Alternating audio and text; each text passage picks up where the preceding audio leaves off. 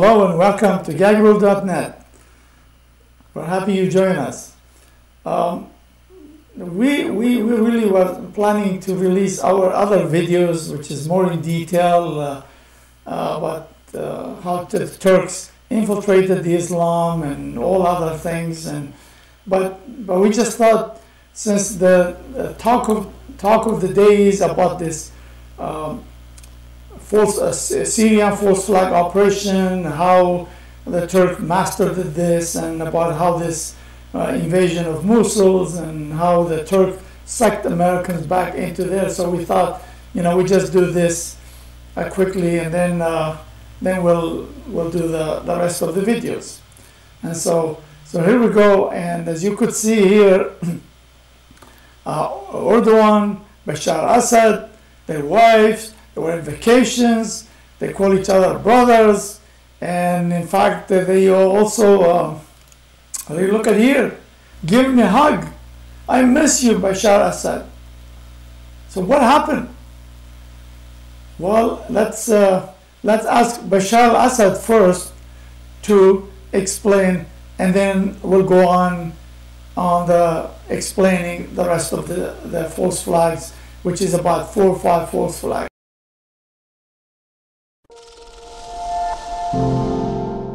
اليوم تحديدا نستطيع أن نقول بأن هناك تركيتين، الأولى وهي الأساس أي الشعب التركي الذي تمكن ببراعة أن يقفز فوق كل أكاذيب أردوغان وحكومته، وتمكن من معرفة الوضع في سوريا منذ لنقل الأشهر الأولى أو ربما خلال العام الأول، بالرغم من كل الإعلام العربي والعالمي والتركي الذي ساهم في تسويق أكاذيب أردوغان.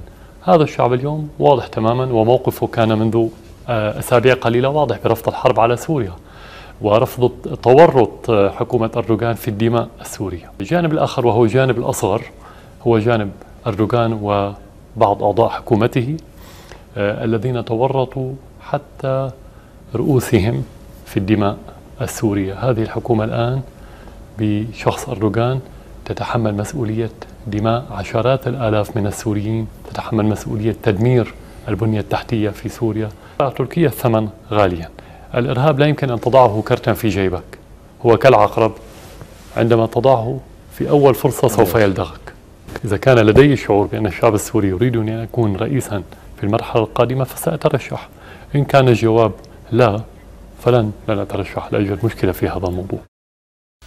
So as he said, he sucked the blood of Syrians, hundreds of thousands of Syrians dead, millions refugees, the whole country being destroyed. Mr. Erdogan successfully did that. So here is Erdogan and this new prime minister, their false flag operation. So here's what they did. First flag operation A. They sent their reconnaissance plane, spy plane to spy on it. So Syria shut them down. And what Turkey does? Call fatwa. Well, in NATO, they call them Article 4. So they call, if you just don't know what fatwa or Article 4 is, here is.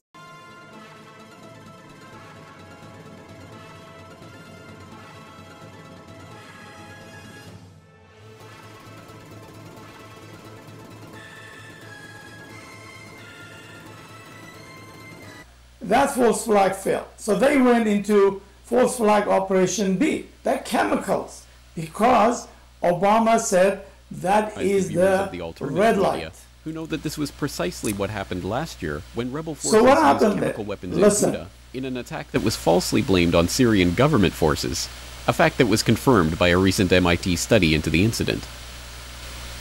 A study has now challenged the US claim that Syrian government forces carried out the attack. The study is being conducted by the Massachusetts Institute of Technology, the MIT. Based on mathematical calculations, the study examined the range of the improvised rocket used in the attack, saying it was too short to have been launched from government-controlled areas. The MIT report concludes that based on the firing range and the troop locations, all possible launching points within a 2-kilometer radius were in insurgent-controlled areas.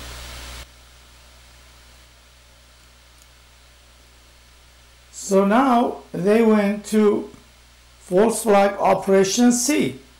They're going to send somebody to bomb from Syria. Okay? So here, listen to this. Late last week, a conversation between high-ranking Turkish officials was leaked online, purporting to expose a plan that had been devised to use a staged attack on a Turkish target in Aleppo as a pretext to start a war with Syria. Komutanım şimdi biz gerekçeyi ben öbür tarafa 4 tane adam gönderirim. 8 tane boş alana füze dağıtırım. Problem değil o. Gerekçe üretilir. Olay böyle bir iradenin ortaya konması.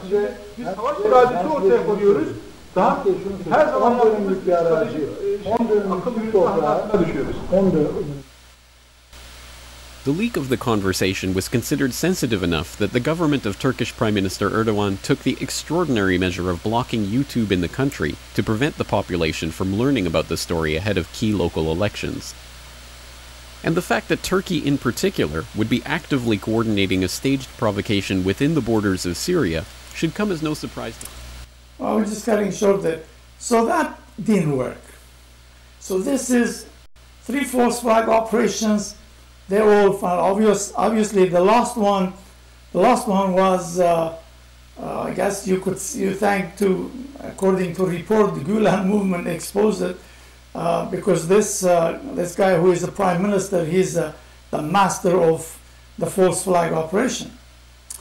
And so the Turkey went back to 1962 false flag operations. So what is 1962? Well, that's where, when the British got the Turks into the NATO, so then the Turks start playing false flag. They wanted to turn the Americans and Russians against each other, which at that time was called Soviet Union. So the Turks convinced them that that the communists, they're gonna come to Turkey, and then from Turkey, going to occupy Turkey, and from Turkey, they're going to go all the way to United States. So that put this fear in Americans. As you know, the Washington always great in reactionaries. Everything they do is reactionary, right? So the Americans, they take missiles, they put in Turkey, which I believe was called Pershing missiles. So the Soviet Union got to know about it. And the Soviet Union said to the Americans, look, we were your ally. We defeated the Germans. Why would you put the missiles against us? So the Soviets, they took the missiles, they put it in the US backyard, in Cuba. So think about it. These poor Cubans, thousands of miles away, become a victim of Turkish atrocity management.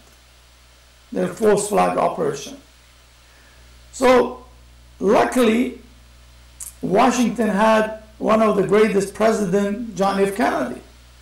And so he sort of, there was like 14 days, everybody was holding their breath that the whole world gonna be completely destroyed because there's 2 nuclear power.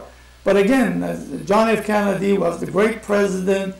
And they, in fact, he and Khrushchev, they said, you know, once the blood is spilled, you can't stop it, you know. So they were smart that time. They know you do not need to spill blood because once you did, you can't stop it. But now the leadership, the spilling the blood is the number one thing what they do instead of negotiating. So anyway, so I'm going to show you this from the archive, where really it's just amazing. All this, they call it a Cuban Missile Crisis, but the truth is this was not a Cuban Missile Crisis. This was should be called a Turkish Missile Crisis. Here is a little bit historical things I want you to listen.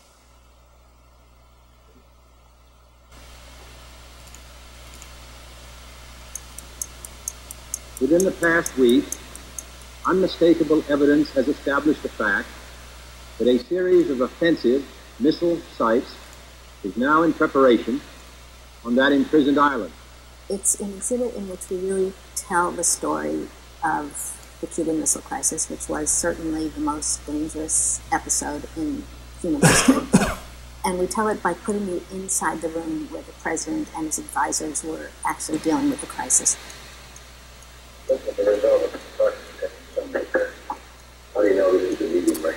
Keep your eyes in the end, you could see being highlighted very small about the Turks. You know, very, very small. Nobody even talked about it. Was in Cuba, 90 miles away from the United States. On the 14th of October, planes with cameras flying over Cuba found evidence of missile site construction. President Kennedy was shown that evidence. He immediately called his advisors together. For the next 13 days, they tried to find a way to get those missiles out.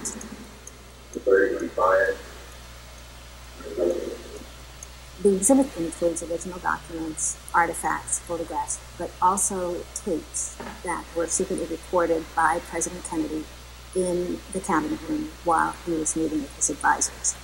There's some blockade and political action I see leading into war. It's right up the wall. This is almost as bad as this. There are extraordinary historical records of what happened. So we're doing a pretty bad thing. Pretty bad thing. Pretty good. There's really nothing to reveal why the president created those tapes. Some historians say it's because he wanted them as he prepared his memoirs, but we just don't know. We introduced the characters of Khrushchev, leader of the Soviet Union, and Fidel Castro in Cuba by way of personality studies that were conducted by the CIA. We have the chairs that President Kennedy and Soviet Premier Khrushchev sat in, the one and only time we met officially, which was in Vienna in 1961. There's a document in the exhibit in which the president is announcing an airstrike on the missile sites in Cuba. It's never delivered, but it was prepared at a time when the president was trying to decide which course of action to pursue. We have a map that was used during the briefings, and we have in Kennedy's own hands where he marked where the missile site installations were. And it just gives you an extra dose of reality about the humanity of these people. I call upon Chairman Khrushchev to halt and eliminate this clandestine, reckless, and provocative threat to world peace. Ultimately, it was resolved when... Okay, keep your eyes here. Now you're going to see highlighted a small about the Turks, very, very small. You see here it says removal of the missiles from Turkey. Very small. They don't even mention basically very little, you know, about the Turks, where this was made in Turkey. This is how successfully they play this atrocity management and false flag operation. And from that day, all this, the Soviets and the Americans start building this ballistic missiles, continental, so they could destroy each other just with a push button. And that's how the Cold War, everything was made by the Turks, but yet their name, you never see it. And so that's why with this last false flag operation, which is we're going to show you on the map in a little bit, how the Turkey finally got Americans and Russians and Ukraine and all that.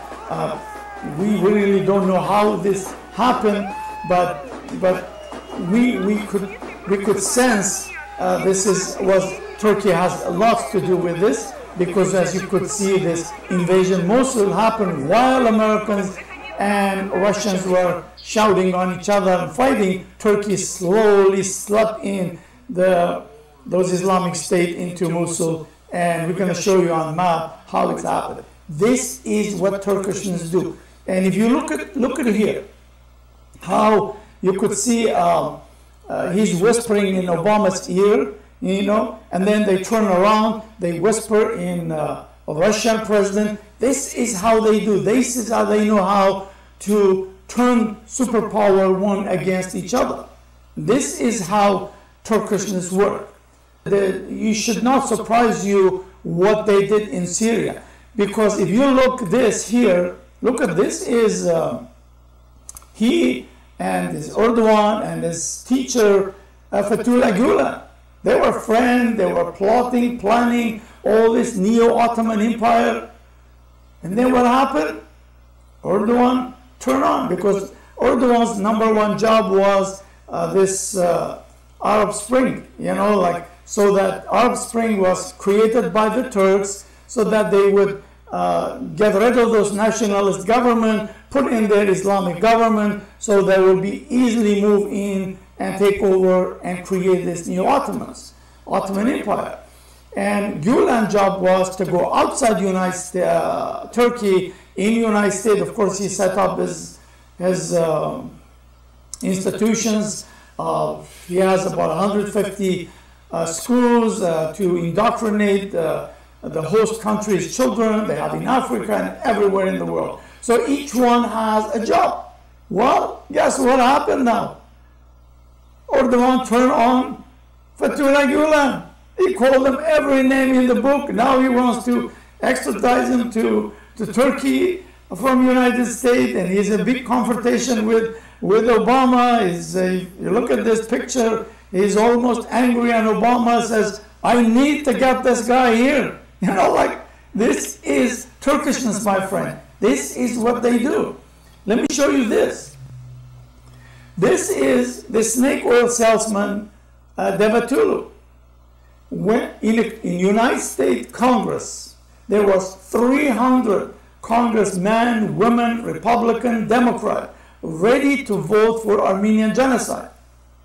This snake oil salesman Davutoglu put all his snake oil salesmanship in full speed. He convinced, or whichever word you need, the Armenian government. Imagine Armenian government. Who knows the Turks better than Armenians?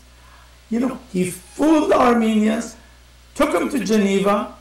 He sucked in all those Secretary of State Clinton, the Russian foreign minister, the French foreign minister, many others. And as you could see, he's signing the protocol. So what happened? Clinton goes to the Congress, tell those men, women, don't do this. If you do, you're going to torpedo this Armenians and Turkish relationship just starting. So the Congress dropped it. Did the Davutoglu open the borders? No. It was gimmick. This Turkish ruling elite, you do not trust. It doesn't matter who you are, they'll burn you. They conquered 3 continents. This is how they did. They've been doing this for 500 years, And so that you could see now they're fooling the Kurds, and he's a brother, and Barzani called Erdogan my strategic partner. Yep. Wait until this strategic partner become your strategic killer. But Turks don't do it like Americans. They're not reactionary. Turks plan 20, 30 years ahead what they're going to do to you. They just don't do it overnight. That is Turkishness. As you could see here, they opened this Islamic bank in Turkey to suck all this money from these Islamic countries. That's why you see Erdogan just got themselves $1 billion presidential jet. Massive pipeline. 11 pipeline, 52 kilometers from Syria to Turkey. Those Islamic states, they were selling oil for the last 2-3 years. Suddenly, when the media start talking about, and Turkish government comes and says, oh, we find out, we destroyed it. They know how to preempt stuff. This is Turkishness. And how about those trucks? Thousands and thousands of trucks that everybody was talking about. How do they got it? How they, where they purchased it? Well, guess what? Now Turkish government say, well, they stole it from Turkey. They stole it. Thousands truck. Again, Turkish preemptive strike. You see, the Turkish government had nothing to do with it. And how about this tons and tons. Last time was like 47 tons of military arsenal Turkey was sending to Syria. And then when they caught it, they said, oh, those were humanitarian aid we're sending. And here is now the Turkish opposition proof document that they were all military, not humanitarian. See, everybody in the world silent, except even the Turkish opposition is talking about it. So this is not something nobody in Turkey knows about it. How about those murderer, genocide things about the Yazidis and every other group, you know? Well, look at this barbarism. This picture, it sent chill spine of every Armenian, Assyrian, those people that Turk genocide. It's like renewing the pain, you know? What those Islamic State doing? This is exactly what the Islamic State doing for the Yazidis and the Assyrian and the Kurds and the Shia is what the Turks did to the Armenian. It's exact textbook. You could not even write this. This is like a movie. Armenian, when they see this, they remember Armenian genocide. This is it. But the Turk said something about this. Erdogan said one word. No, zero. Here, as you could see, this is Turkish truck driver. They were supposed to hold by this Islamic State. And they release them. Nothing, not even scratch, with their suitcases going back home. I'm glad for them because they have family, they probably have kids, they are the bread and butter winners. And so I'm glad, see, they gone.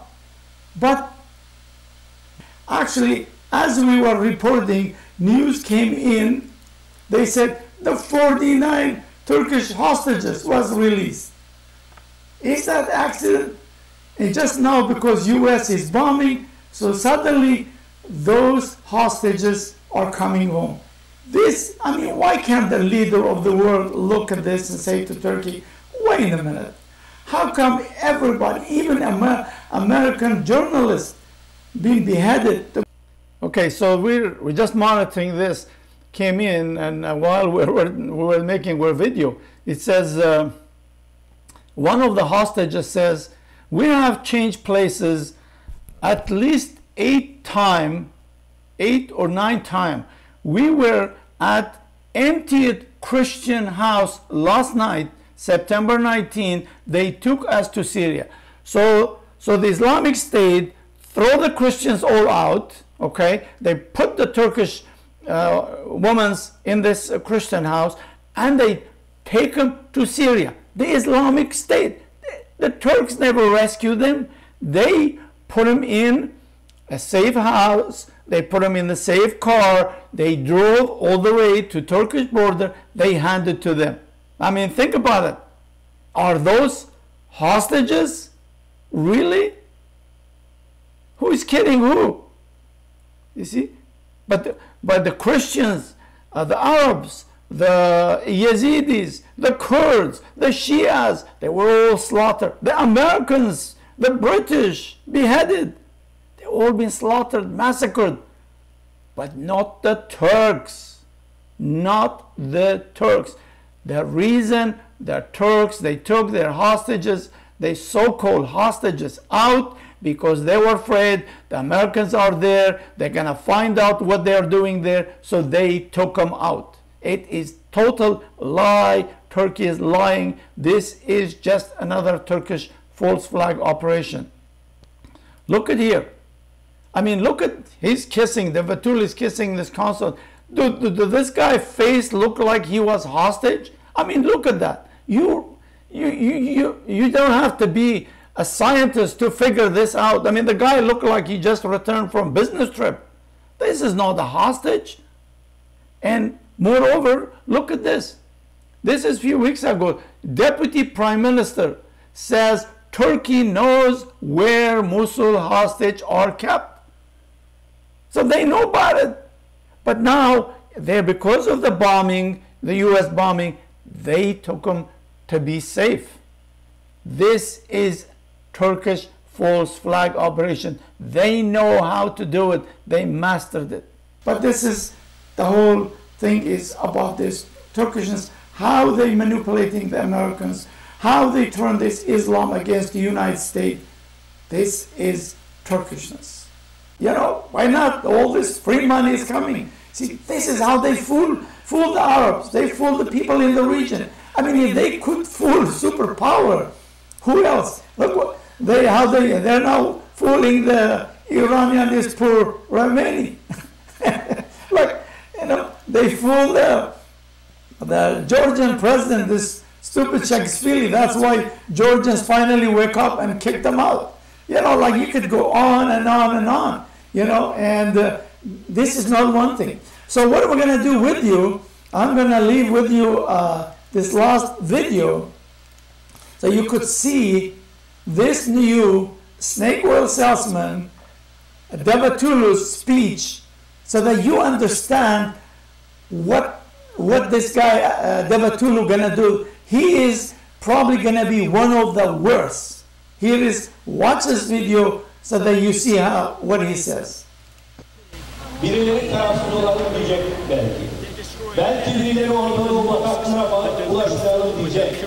Ama biz o bataklık dedikleri Şam-ı Şerif bilmişiz. O bataklık dedikleri Orta Doğu'daki Mekke'yi, Medine'yi, Kabe bilmişiz. O bataklık dedikleri Orta Doğu'daki Bağdat'ı kardeş bilmişiz. O bataklık dedikleri Orta Doğu'daki Terk'i aziz bilmişiz. Orta Doğu bataklık değil. İslam'ı ve insanlara kaldıran o aziz vahyin merkezidir. Dünyanın merkezidir. Kur dünyanı. He knows exactly what he's doing, this guy. You know, that's why he's destroying all these countries.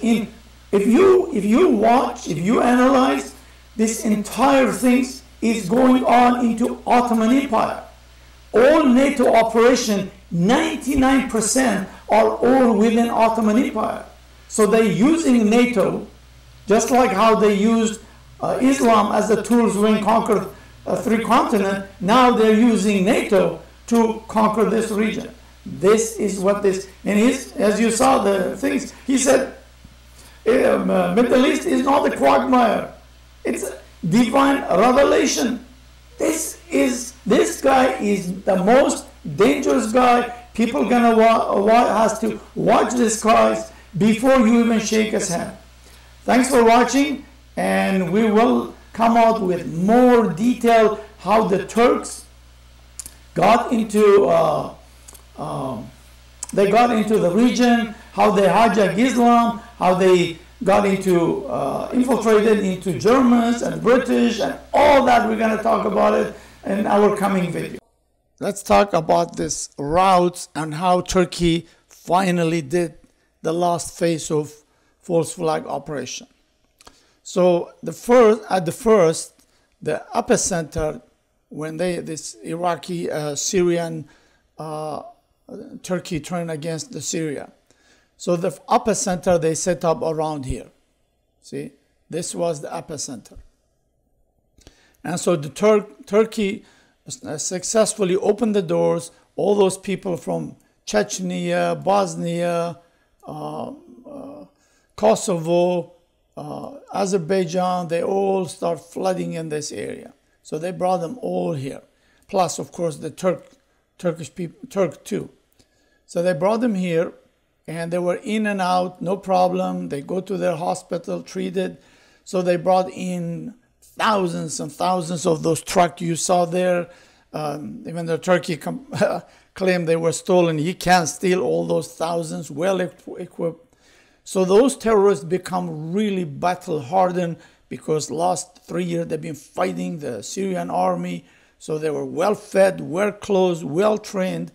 So the first plan was of this, that they opened up this route, a path to Baghdad, because their first goal was, let's get rid of this Maliki. So they tried everything to do. They could not topple Maliki.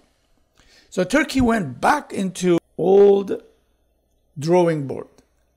1962 Cuban Missile Crisis. how they turn Russia against America. So they went to that. They wanted to create something the Russians and Americans get preoccupied so that Putin not again get involved in and solve it peacefully, which is, as you know, they successfully did. So now the Russians and Americans are shouting each other and all that stuff. Turkey now opened up new path. So this new path was developed. So they go from here to Mosul. Why Mosul? Because Mosul has Turkish consulate. So they went this path. In fact, you know this is called Sinjar. Okay. This is where this poor Yazidi lived there, and they slaughtered them, massacred them. So at the beginning, they didn't do nothing to anybody. They were just heading. In fact, here, there was in here too called Talafar. They're all Turkomans, like Turks. So they headed to Mosul. So they went to Mosul and right to the Turkish consulate. They took over the consulate. And because obviously the Turkish consulate has secure communication. And so then from there, and of course the world starts saying, oh, how shocking how they did it. It was not too shocking to many of us, because if you know how Turkishness work, you would not be shocked, right? So anyway, so then the plan, okay, let's first try, see if we could get enough noise, we could get rid of Maliki. So as this place is Beji. This is where the refineries and the pumping station were in Iraq was. Previously, all this oils were sold through Syria. Okay, like pipeline was going through Syria.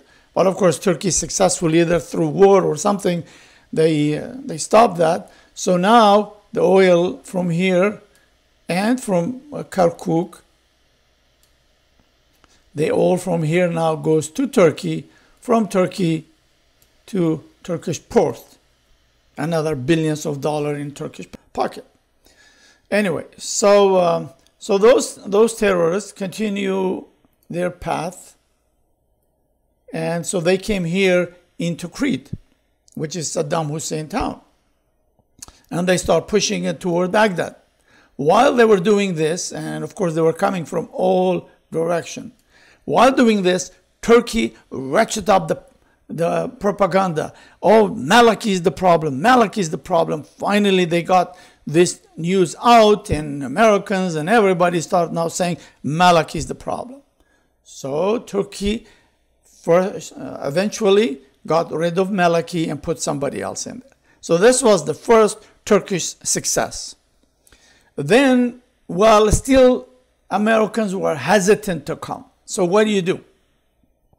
So then, as you probably heard, the Kurds, they were saying, we want to be independent. We don't want to be part of that, which is Erbil is their capital.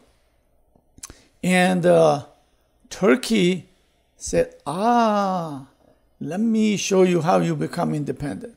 So now the Turks, they send the jihadis toward Erbil.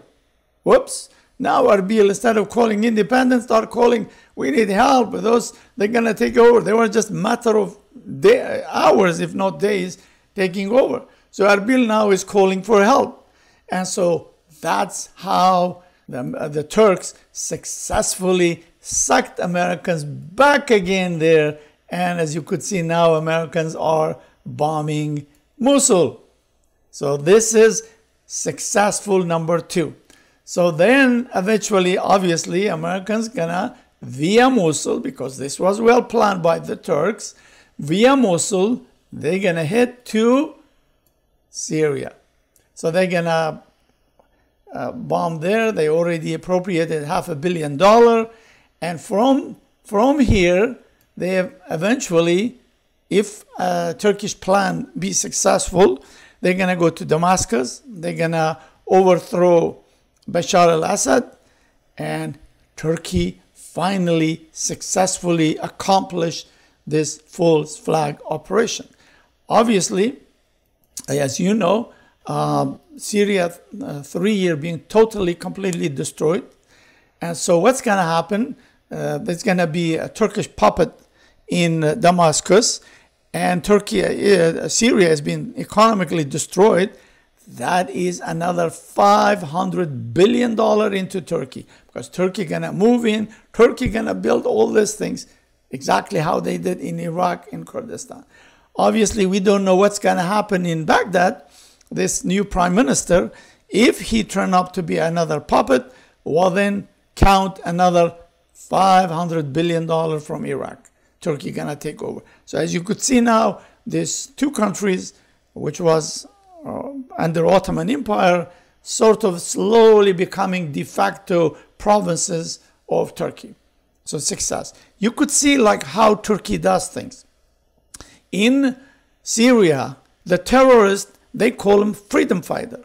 In Iraq, the terrorists, they call them terrorists.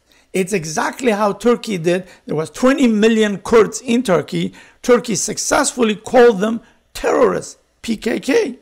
In Iraq, the Kurds was called freedom fighter. Do you see how Turkey knows how to manage atrocity and how to manipulate the United States?